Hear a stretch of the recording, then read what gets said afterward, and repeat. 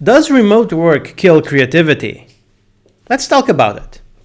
Welcome, ladies and gentlemen, to Virtual Coffee Chat with Luis. I am your host, Luis, and this is my coffee. This is my coffee chat. Welcome. Let's have a sip together.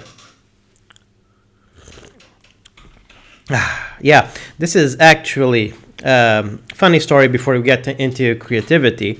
Now, as you see, I'm having my usual espresso, not the mug of coffee, just because, I've already had a mug of coffee. It's a bit later than my usual recording, so I can't just, be having coffee willy-nilly. But in any case, I actually bought this while working remotely from the Gran Canaria. It's made by the natives there. So yeah, this little coffee cup has a little remote work history of its own. But anyway, let's talk about creativity, because today the first thing I saw when I went into my login was a lot of people sharing an article that was arguing that remote work kills creativity. And I think that is patently false, and I actually have some arguments to back that up. Let's talk about why. Well, look, any overly structured environment kills creativity. Now, there's this myth that was probably propagated by Google, because, and maybe even Yahoo, that like to mash people together in a room so they have ideas in a process of brainstorming. And I will grant you, brainstorming is a bit harder in remote work because we miss the physicality, the physical presence. But brainstorming is different from creativity. Let's discuss why. Actually, it doesn't have to be completely separate from creativity, but, so you can brainstorm alone. The basic way of brainstorming is putting a piece of paper in front of you and scribbling all the ideas that come to your head without any censoring, without any self-censoring. So the idea is you put into paper everything, even the most ridiculous things, because the most ridiculous things are often clogging the system, and you need to sieve through the sand in order to get to the nuggets of gold. This is actually easier done alone than in the group, because the pressure to self-censor is much higher in a group. There's been some crazy ideas that I have been unable to voice, even, between friends, because I just, oh God, I'll never hear the end of that. I'll say something just to get it off my head, and then, fast forward 10 years, my friends will be calling me out on the stupid thing that I said, so it's actually detrimental. Being in a group is actually detrimental to brainstorming in some aspects. Of course, when you start riffing off other people, some good stuff can come out of it. So not to mitigate the benefit of that. And that is truly harder to do remotely because of the lack of physicality. That said, as an online gamer, have been for many years, I've had to solve some pretty difficult, interpersonal problems over nothing but text chat, old World of Warcraft days.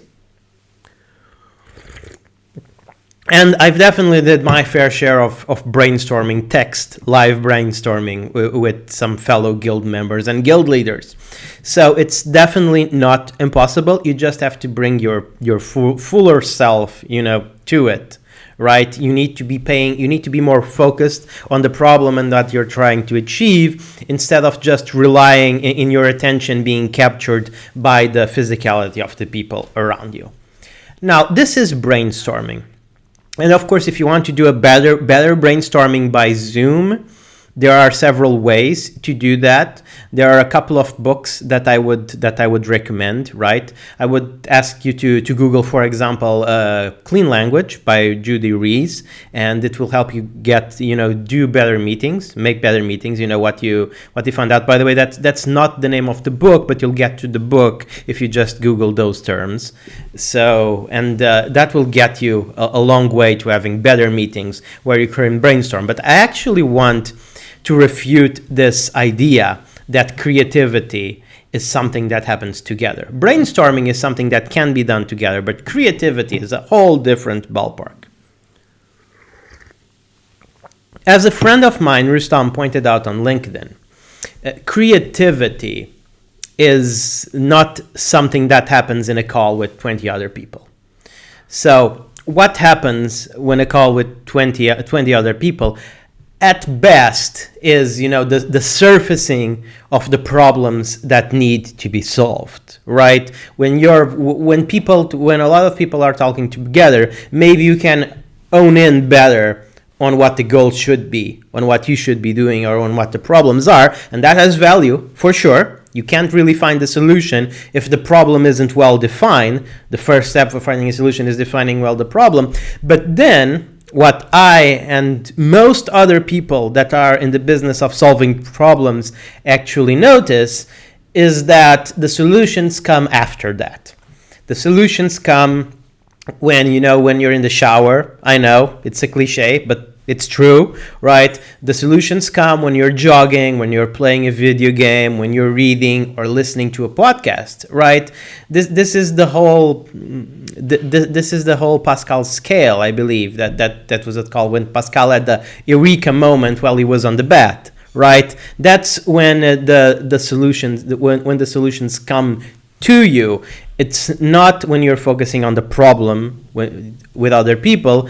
That's important because that phase will prime your brain to get ready for the creative part that then usually happens in stillness, right? Stillness is key. I actually believe there's a book about the creative process with that name. I might be wrong. Fact check me on that. In any case,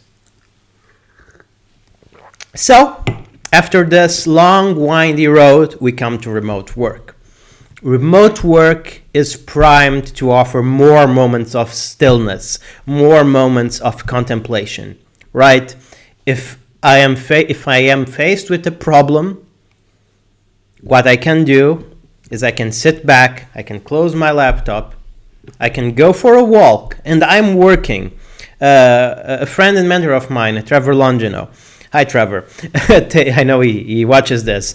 He once told me in a podcast interview that work is something that sometimes happens when you're out for a walk. And that is one of the truest statements that I've ever heard, right? Creative work is something that happens when you're out for a walk.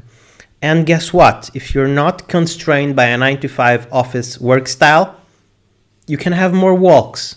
And you can do better quality work during those walks. So I absolutely refuse the premise that remote work hinders creativity in any way. It actually boosts it. Butts on seats do not equal creativity. And there you have it. This was Virtual Coffee Chat with Luis. I was your host, Luis, claro, of course. And if you'd like this insight, please press like, subscribe, and head on to thinkremote.com, where you can find the finest and latest news and advice for working remotely. See you tomorrow.